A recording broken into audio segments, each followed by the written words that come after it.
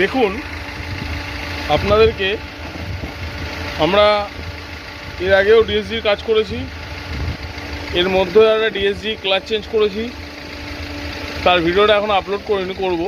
তো আবার একটা ডিএসজি চলে এসছে, তার প্রবলেম আছে। ফার্স্ট দেখে নিন। আগে গাড়িতে আমরা ভিডিওতে দেখিয়ে দিয়েছি যে গাড়িতে কী কী প্রবলেম আছে, সেটা তো দেখিয়েছি।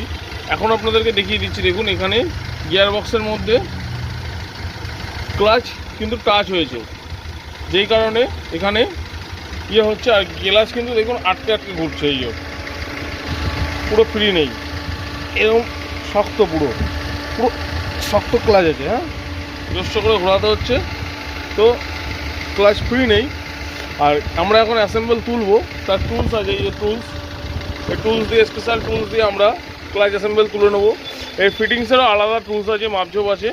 এর সিম ওয়াশার অ্যাডজাস্টমেন্ট করে মাপ করতে হয়, কত কত কী সিম আছে, তার সিমের মেজারমেন্ট কী করে বার করতে হয়, সেটাও আপনাদেরকে আমরা এই ভিডিও, এই যে ডিএসজিটা রেডি করবো, এই ডিএসজিটাতে আপনাদেরকে আমরা দেখিয়ে দেবো কীভাবে কি এর মেজারমেন্ট, কীভাবে কি এর ভাগ আছে, তার কিভাবে কি ভ্যালু বার করতে হয় ক্লাচের।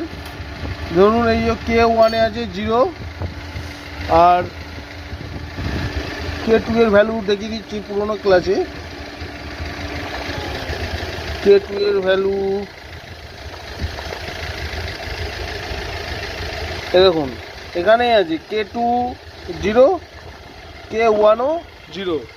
এর ভ্যালু যেটা বেরাবে এই ক্লাসটাতে, যেটা আগে ছিল, এর ভ্যালু যেটা ছিল 0 0 আছে, যেহেতু এর ভ্যালু, এটা লুকের ক্লাচ আছে, দেখে নিন লুক আছে, তো আমরা লুকেরই সেট লাগাবো। এর ভ্যালু যেহেতু 0 0 আছে, সেই কারণে এর ভ্যালুতে আপনাকে সিম ওয়াশার যা অ্যাডজাস্টমেন্ট বেরাবে সেটাই থাকবে।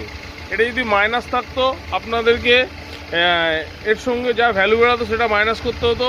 যদি এটা প্লাস থাকতো, এর সঙ্গে যেটা ভ্যালু বেরাতো সেই ভ্যালুটাকে প্লাস করতে হতো। তো সেইগুলো আপনাদেরকে আমরা দেখাবো, কিভাবে কি মাইনাস করতে হয়, কিভাবে কি প্লাস করতে হয়, সেটা আপনাদেরকে আমরা এই ভিডিওটাতে পুরো দেখিয়ে দেবো। ডিএসজির ক্লাচ ফিটিংসে কীভাবে কি সিমে অ্যাডজাস্টমেন্ট করতে হয়, VW, অডি বলুন, স্কোডা বলুন, এদের কিভাবে কি ডিএসজি ক্লাচগুলোতে, অনলি ফর ডিএসজি, এদের কিভাবে কি অ্যাডজাস্টমেন্ট করতে হয় সেটা আপনাদেরকে দেখিয়ে দেবো। এরপরে নেক্সট ভিডিওতে হয়তো আপনাদেরকে আমরা দেখাতে পারি DP 300, সেটাও আপনাদেরকে দেখাবো।